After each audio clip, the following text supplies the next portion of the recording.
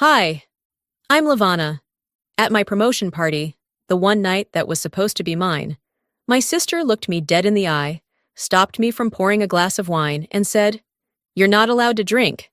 Everyone laughed, but they didn't know she was sleeping with my husband, that she was stealing from me, that the pregnancy she bragged about wasn't a miracle, it was a weapon. They didn't see the emails, the rumors, the fake accusations that nearly cost me my job. They just saw the fun sister. At my promotion party, my sister stopped me pouring wine and said, "You're not allowed to drink." The rooftop was glowing with that perfect kind of spring dusk, warm air, soft breeze, and string lights that made everything feel like a scene out of a romantic movie. For once, it felt like the spotlight was on me.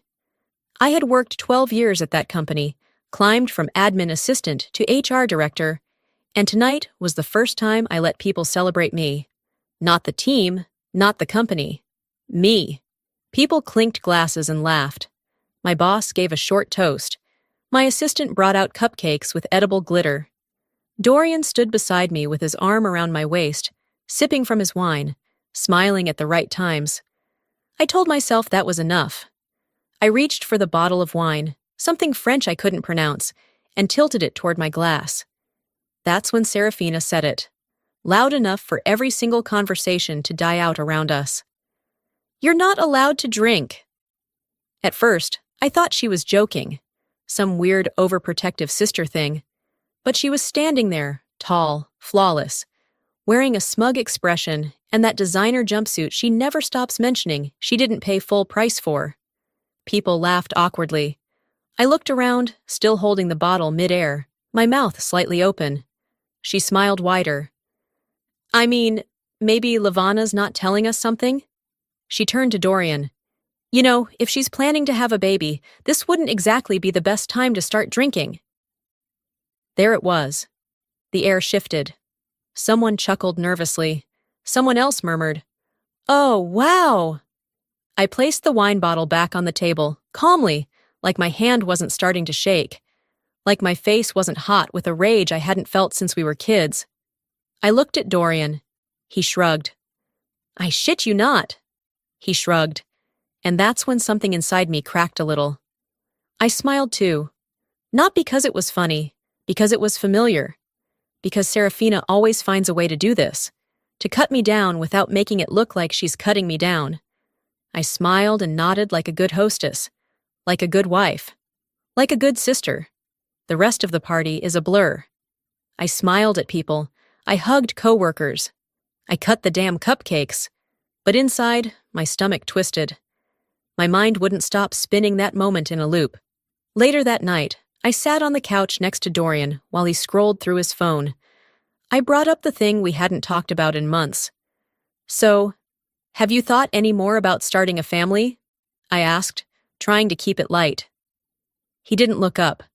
"Babe, I told you, I'm not in the headspace for that right now. There's too much going on." Right, too much going on. He kept scrolling. I turned to him. "You know, the way Serafina brought it up tonight felt intentional." He sighed. "That's just how she is. You know that. God, if I had $1 for every time someone excused someone's bullshit with, 'That's just how they are,' I'd be on a yacht somewhere far away from this conversation." "She's my sister, Dorian," I said. "Not yours." He looked at me finally. "What's that supposed to mean?" "Nothing." I stood up. "Never mind." I got ready for bed in silence. And as I laid there, staring at the ceiling fan spinning in slow circles, something deeper than anger settled into my chest. It wasn't just tonight. It was 100 nights before it, 1,000 slights, 1,000,000 dismissals I'd swallowed like bad medicine. All those times I let her interrupt me, undermine me, make everything about her. And now, this? She made my promotion party, my one night, about a pregnancy that didn't even exist. She weaponized my silence.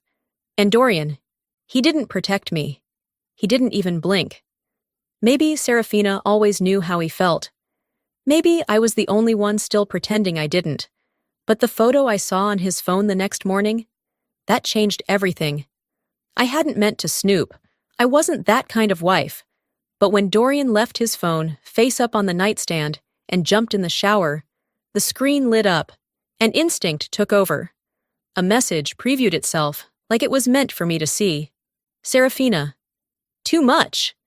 I swiped before I could think. There she was, draped in a silk robe, hair damp, the kind of smirk that wasn't meant for a sibling's husband.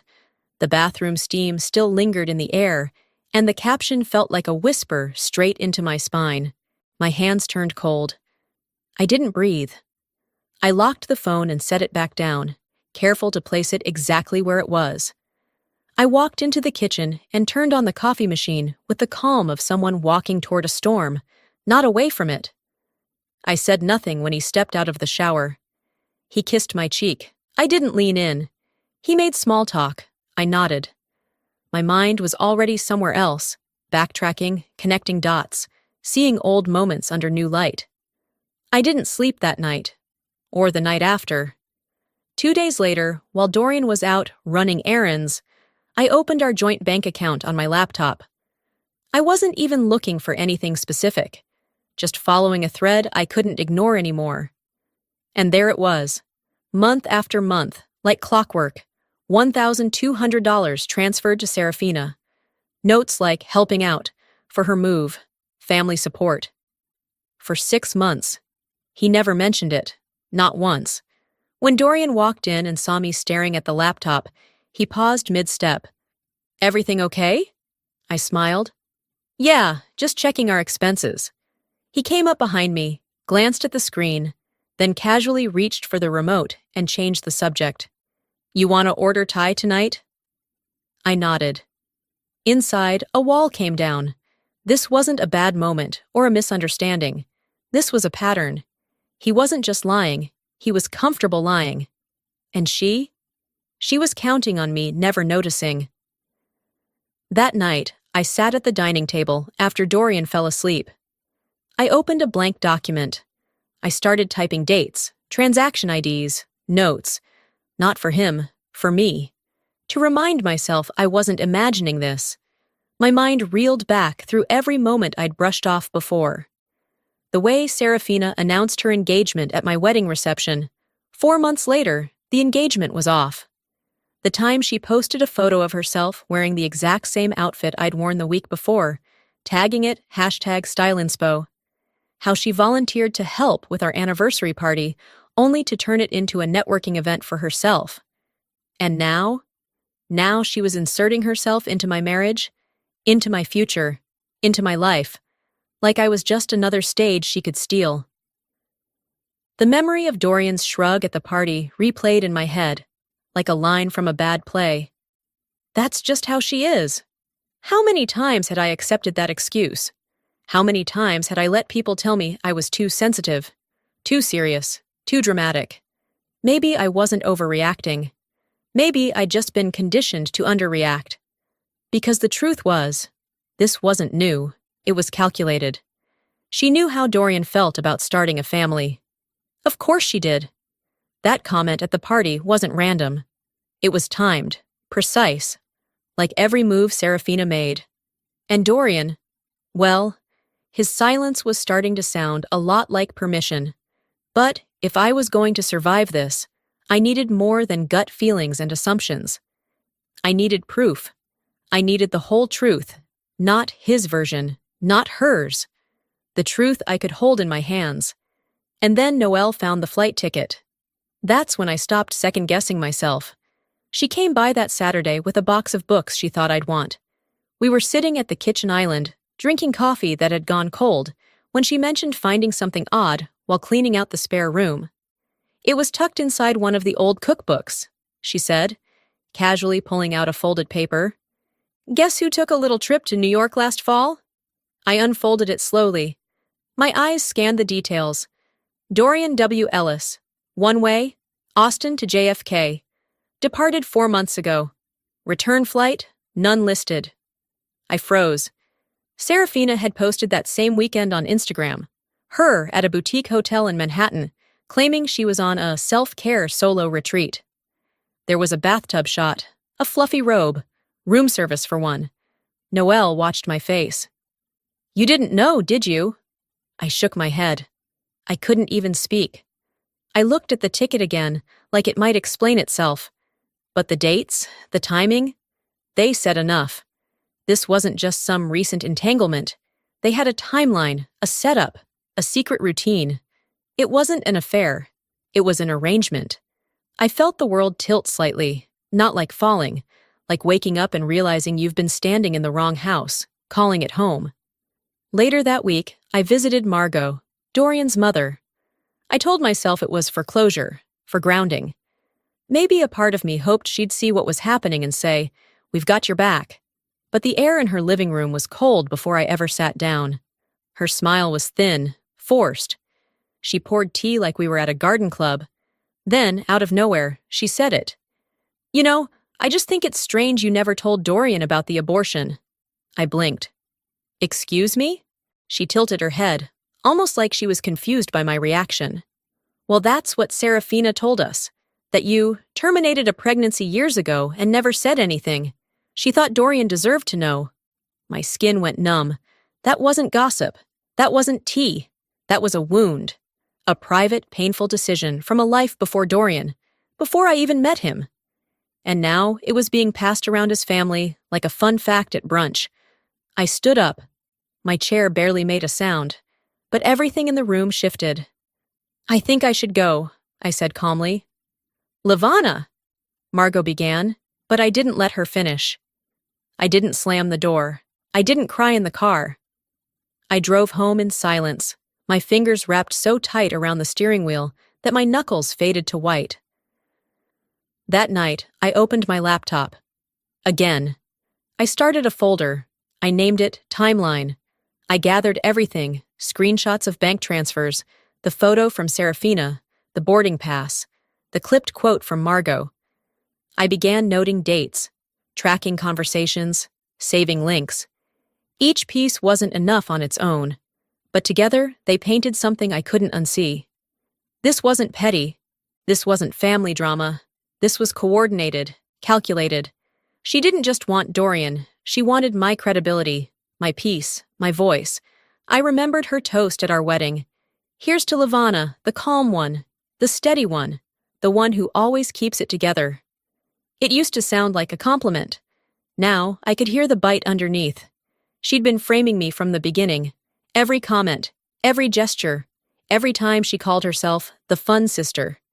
She didn't want to be my sister. She wanted to be me. But I wasn't going to keep playing her game in silence. This wasn't sibling rivalry. This was a campaign. Then came the dinner. The night Serafina announced it. The baby. It was supposed to be a regular Sunday dinner at Thatcher and Margot's house. Roasted chicken, mashed potatoes, a glass of wine or two. Nothing dramatic, nothing loud. Just family. I wore a navy dress and brought a bottle of wine, even though I didn't feel much like drinking. I hadn't seen Dorian all day. He said he had errands. He looked tired when he arrived, like he'd just run a marathon in his mind. He kissed my cheek like a stranger and sat across the table. The food was warm. The conversation was dull, safe, until it wasn't.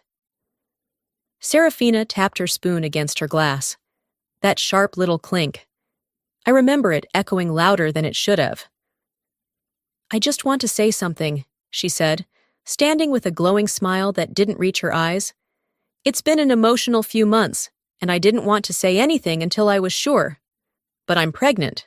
The room froze. Thatcher put his fork down slowly. Noelle blinked, confused. Margot gasped, one hand to her chest. And then Serafina looked right at me, straight through me, like I was made of glass. "And Dorian is the father." I didn't move. Someone let out a sound, maybe a laugh, maybe a cough. Then all the air seemed to get sucked from the room. My hands were resting in my lap. I felt them go completely still. My breath stayed locked somewhere beneath my ribs. I heard cutlery hit plates. A glass tipped over. Margot whispered something I couldn't make out. I didn't cry. I didn't scream. I didn't even blink. Because in that moment, my body did what it always did when the ground dropped beneath it. It shut down. And Dorian? He didn't deny it. Not a single word. Not a protest. Not a correction. He just sat there, looking away. Thatcher pushed back his chair with a loud scrape and left the table. No one followed him. Margot's lips trembled. Dorian! Please tell me this isn't true. Dorian stared at his plate. It wasn't supposed to happen this way. I didn't look at him. Noelle reached under the table, gently squeezed my hand. I don't know if she was trying to ground me or stop me from doing something reckless. Either way, it didn't matter. I couldn't feel my hand anyway. My mind detached. Everything around me slowed, like someone had taken a remote control and hit pause in the middle of chaos. In front of everyone, my in-laws, my sister, my husband, they shattered whatever was left of my dignity. She didn't just take Dorian, she took my voice. I stood quietly, walked out of the room without a word. No one followed. Maybe they didn't know how. Maybe they were frozen too. I got in my car and just sat there, hands on the wheel, not driving, not crying, just breathing. I didn't want to go home. I didn't want to be anywhere familiar. So I drove. Aimlessly, no destination, just motion. I passed the bakery where we bought our wedding cake, the bookstore where I found the card Dorian wrote me on our first anniversary. All of it felt like props from someone else's life. I pulled over near the lake and stared at the water for what could have been minutes or hours. And in the stillness, something inside me began to shift. I whispered aloud, I've spent years being quiet. Then I looked down at my phone, scrolled to a number I hadn't used in a while. Jolene. I pressed call. When she answered, I didn't ask how she was. I didn't ask about her kids or her new job. I only said one thing. Tell me what she did to you, I said. Start from the beginning. Jolene didn't hesitate. We met at a little coffee shop tucked into the corner of a quiet street, the kind with chipped mugs and jazz playing low over the speakers. She looked tired, not the kind of tired from work or kids, but the kind that lives in your bones when you've carried too much for too long. Reimbursement. Next thing I knew, I was on probation. My stomach turned. She told HR I was having an emotional breakdown and accused me of threatening a coworker. I didn't even know about the complaint until they called me in. I didn't interrupt. I let her keep going. She did the same thing to another girl who started dating her ex, spread rumors, nasty stuff, said she was sleeping with a manager to get promoted. The girl ended up transferring departments just to escape the whispers. Jolene looked up at me, eyes sharp and sad. She doesn't just want to win, Lavana. She wants to erase people, make them irrelevant. That's what she's doing to you. I nodded slowly. It fit too well. The timeline, the tactics, the way Serafina smiled while twisting the knife. And just like clockwork, the next hit landed. This time, at work. My manager, Natalie, called me into her office 2 days later. She looked uncomfortable, like she'd rather be anywhere else. Someone submitted a formal complaint, she said, sliding a folder across the desk. About your conduct with junior staff. My hands were steady, but my pulse ticked louder in my ears as I opened the file. Printed emails, long ones, accusing me of being harsh, belittling, entitled.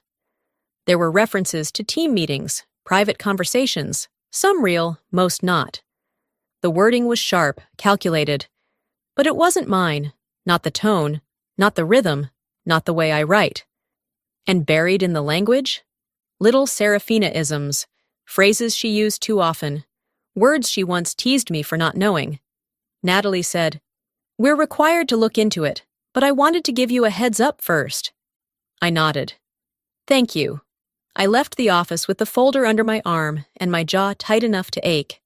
That walk back to my desk felt longer than it should have, like I was dragging the weight of everything I hadn't said. I sat down, opened my inbox, and quietly started forwarding emails to my personal account. She wanted my marriage. She wanted my family. Now she wanted my career. Number not this. That evening, I went to Serafina's apartment. She opened the door wearing a cashmere cardigan and that same polished grin she always put on when she was ready to charm the devil. Well, if it isn't the family favorite, she said sweetly. To what do I owe the pleasure? I walked in without being invited. She raised an eyebrow. Oh, you're in a mood. I turned to face her. You've done this to other people, Serafina. I know. I spoke to Jolene. Her smile didn't flinch, but her eyes sharpened. You've spread rumors, planted lies, sabotaged jobs. It's not even about Dorian, is it? It's about control. She laughed lightly. Poor Lavana, still pretending you matter. I stepped closer, calm, measured. Keep pushing. You'll find out just how much I matter. She tilted her head, the corners of her mouth twitching. I didn't wait for her to respond. I walked out with more certainty than I had felt in weeks. She wouldn't stop unless someone stopped her. That week, the email landed in HR's inbox, and it was nuclear. I was in the middle of prepping for a one-on-one with a new hire when Natalie, my department head, knocked on the door and asked if we could talk privately. Her expression was clipped, tight around the jawline. She handed me a sealed envelope and didn't sit down. There's been a formal complaint, she said, eyes flicking away. Multiple, actually. Inside was a printed packet, at least 10 pages thick. Anonymous allegations, claims of emotional intimidation, retaliation, and favoritism. Accusations that I had bullied younger team members, manipulated promotion reviews, and abused my position. Each claim more absurd than the last, and disturbingly detailed. Someone had forged entire email chains, even included fake screenshots of messages I'd supposedly sent, dripping with hostility and arrogance. The voice in those emails wasn't mine, but it was close enough to raise doubt. She's trying to make them believe I'm a monster, I whispered. Natalie folded her arms. Until we finish a review, you'll need to take a leave of absence. It felt like the ground tilted. But I didn't argue. I nodded, gathered my things. As I walked out, heads turned. A few coworkers avoided eye contact. One offered a polite smile that didn't reach her eyes. By the time I got to the parking lot, the silence felt louder than anything Serafina had ever said. She wasn't just trying to ruin me, she was trying to replace me. And the worst part? If I didn't do something now, she just might succeed. 3 nights later, Thatcher called. He said he wanted to host a family dinner, a peace offering, to ease tensions. His voice was measured, careful, like he was testing the temperature before stepping into water. I said yes. Not because I believed him, but because I needed the table set. When I arrived, I brought a folder, a flash drive, and someone who had nothing left to lose. Jolene. Margot opened the door, and I could see Noelle in the background, nervously adjusting the placemats. Dorian was already seated, back straight, face unreadable. Serafina sat beside him, legs crossed, smiling like this was a reunion and not a reckoning. We skipped pleasantries. I asked to speak first. Then I opened the folder.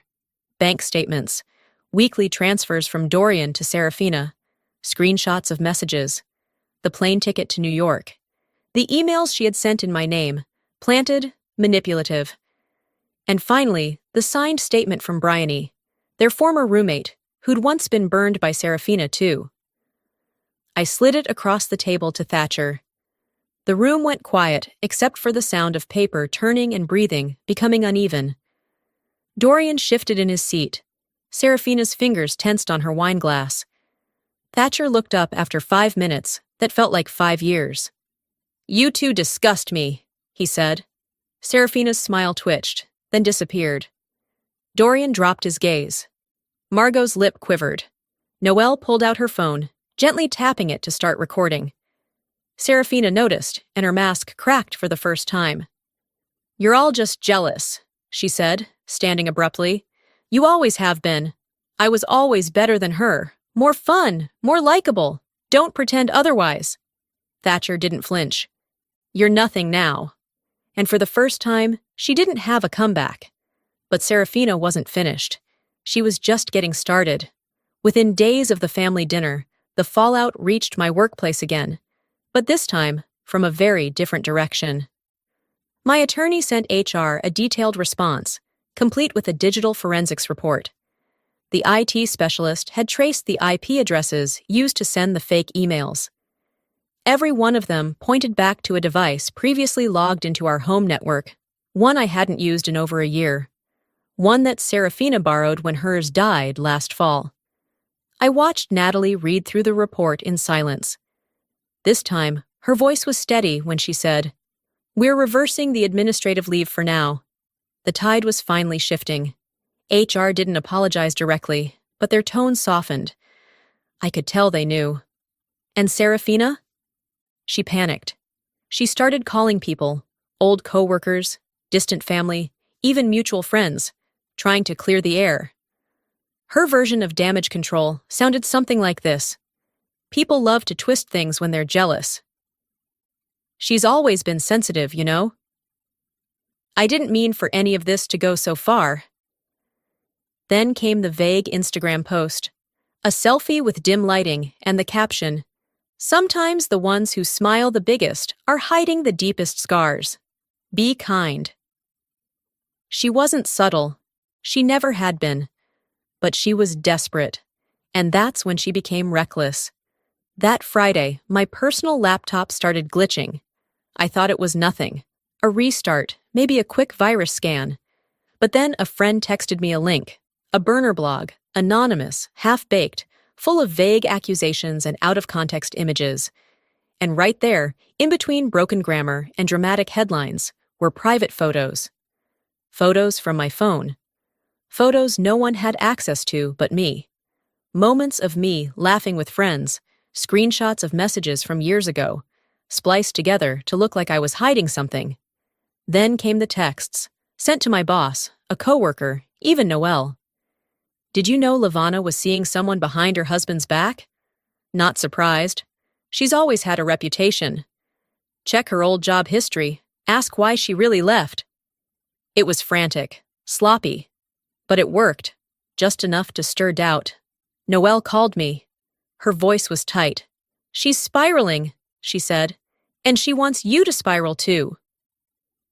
I sat at my desk, staring at the chaos, and I felt it, righteous fury. Not because she was winning, but because she thought I would crumble now, after everything. So I did the one thing she never expected. I went public. I recorded a video, calm, composed. Just me, sitting on my couch, speaking directly into the lens. I've worked in HR for over a decade. I've helped employees through burnout, grief, workplace bullying. I never thought I'd face all three in my own life, at the same time, and from people I once called family. I didn't name names. I didn't need to. I ended with this. Silence isn't grace, and survival isn't weakness. Sometimes the strongest thing you can do is tell the truth, even when your voice shakes. I uploaded it to LinkedIn and closed the app. By the next morning, it had nearly 200,000 views. Messages flooded in. From strangers, from former coworkers, even from HR, offering quiet support behind the scenes. Thatcher texted me later that night.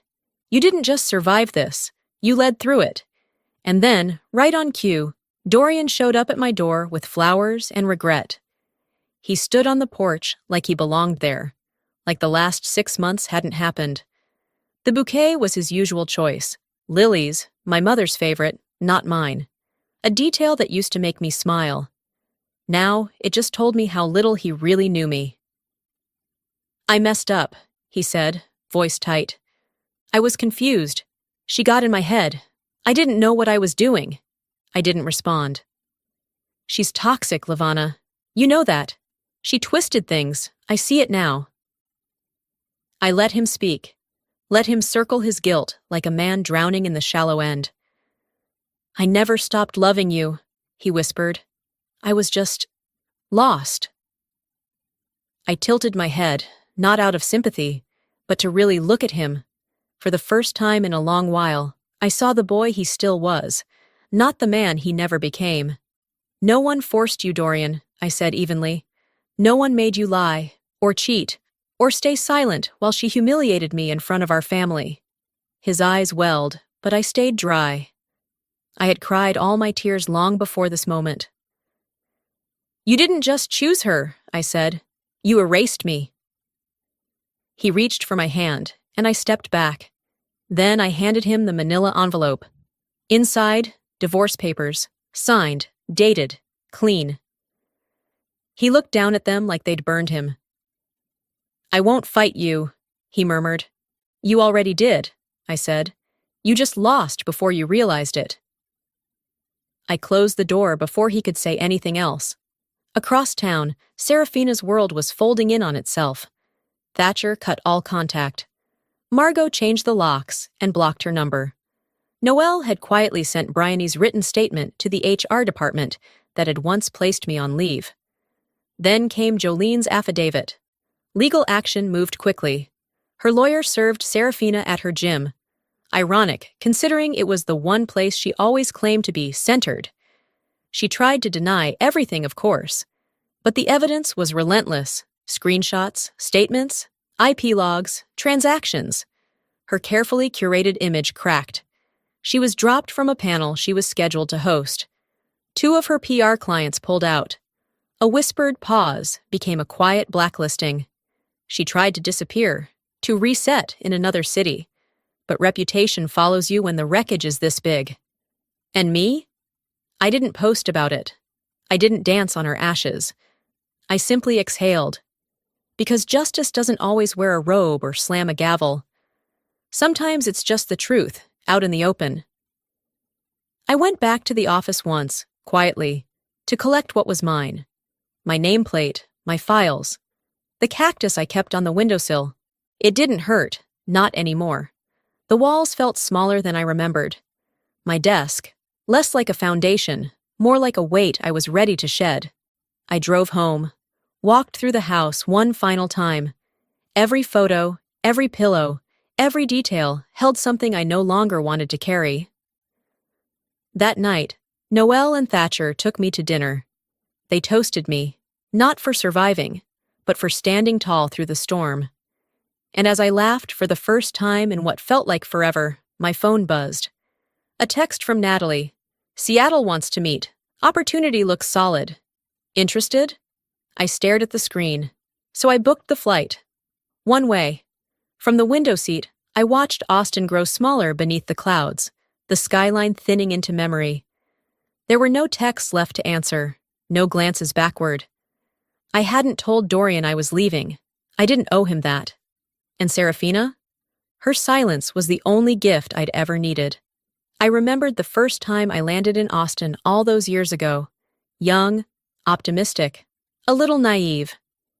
I had believed in beginnings, in people, in love that stayed true.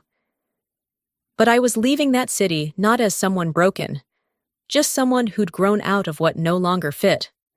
The plane drifted through a patch of sunlit clouds. I closed my eyes, not to sleep, but to savor the peace. For the first time in a long time, my body wasn't bracing for the next blow. Seattle greeted me with gray skies and clean air. My new apartment was modest, tucked above a flower shop, the scent of eucalyptus and lavender seeping through the floorboards. It was quiet, blessedly quiet.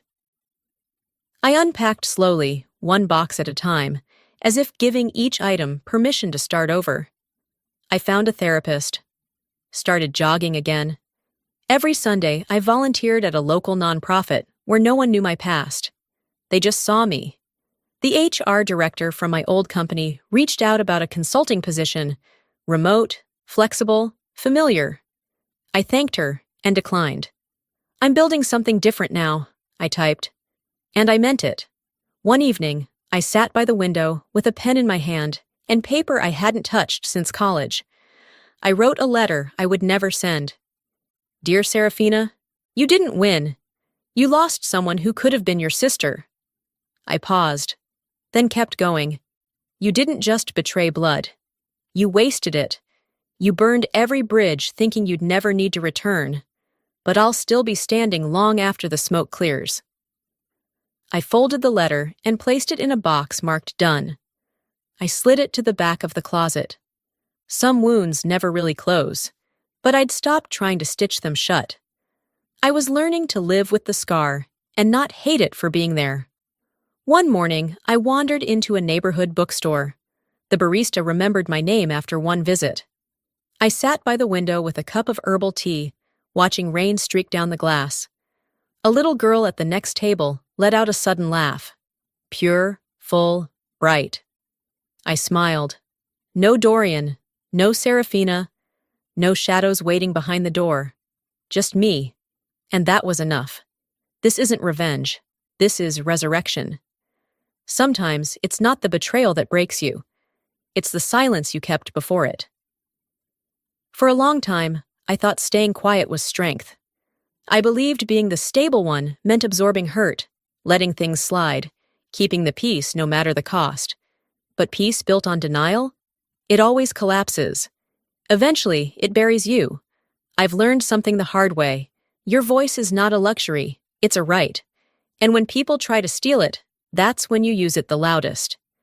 If you've ever been lied to, dismissed, made to feel invisible by someone you trusted, I want you to hear this. You are not crazy. You are not weak. You are not alone.